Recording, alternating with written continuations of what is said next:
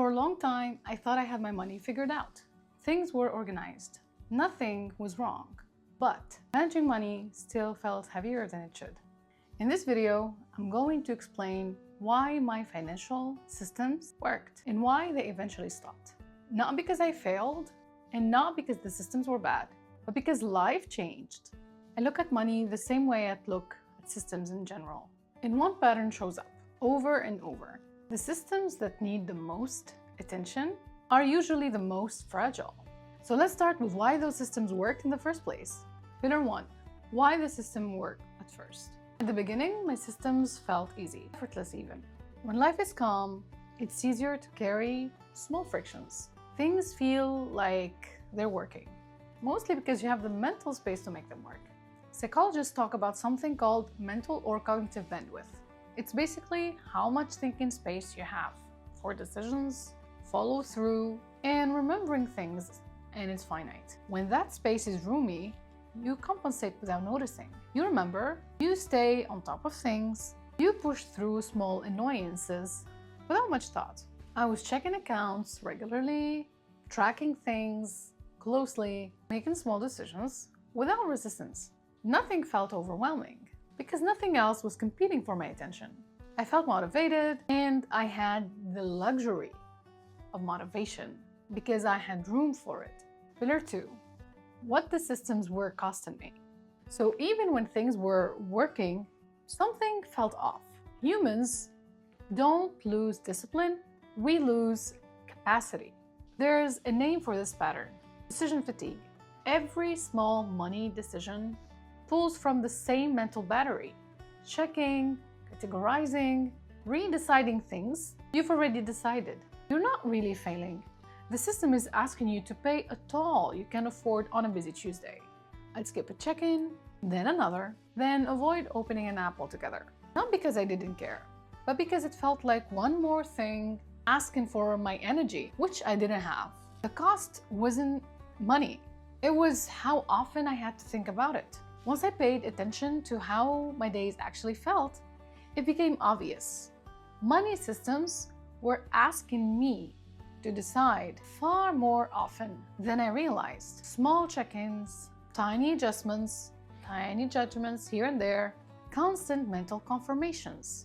And anything that needed my attention every day just to stay accurate was already taken more than it gave back. It wasn't enough ROI to justify the effort. Pillar 3. How I knew the system was broken. I used to think responsibility meant staying on top of everything.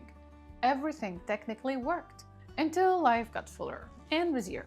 I remember one Friday afternoon, I was swamped at work, on a deadline, mentally spent in that way where even small things feel heavy. All I needed to do was categorize 3 unexpected expenses. It was a 5-minute task, but my mind was saturated. The system needed my full focused attention, and I just closed the laptop. That moment felt heavy, not because of the task, to be honest, but because I realized something. The system only worked when I had extra energy to give, and that wasn't a one-off. I started noticing the same thing during busy weeks, the kind where nothing is wrong, there's just a lot going on. Skipping one week didn't cause a small delay. It caused everything to unravel. Some systems only work for an ideal version of ourselves. At some point, I noticed a pattern. The systems that stressed me out weren't complicated. They were built for an ideal version of me. They assumed I'd always have time, focus, and energy to stay on top of things. And in that moment, it became clear the system wasn't supporting me. It was waiting for me to be perfect, which is not going to happen, to be honest. If you felt that pressure before, I'm curious. What part of managing money tends to fall apart first when life gets busy? Let me know down in the comments. Pillar 4. What the systems turned into emotionally at some point. My systems stopped being about clarity. They became about control. A lot of financial systems promise peace, but what they really offer is control. And control feels comforting when things feel uncertain. The problem is, control asks you to stay involved forever. I wasn't checking my finances because something was wrong.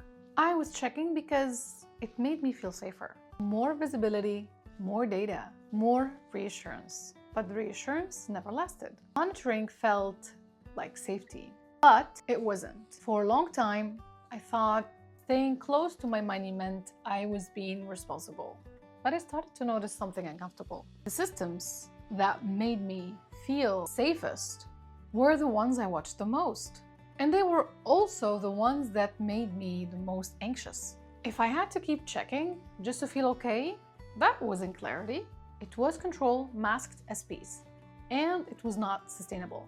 If that realization feels familiar, this channel is about unpacking why money started feeling heavy in the first place, and then building systems that don't require constant checking to feel okay. You can subscribe if you want systems that support your life instead of competing with it. This isn't a story about failing at money. It's a story about outgrowing systems that weren't built for real human energy. Strong financial systems don't demand constant attention. They protect you when attention runs low.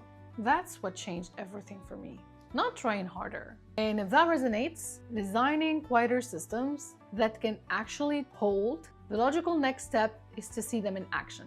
I've broken down the minimalist systems I use that replaced everything I talked about today. You can watch it next right here.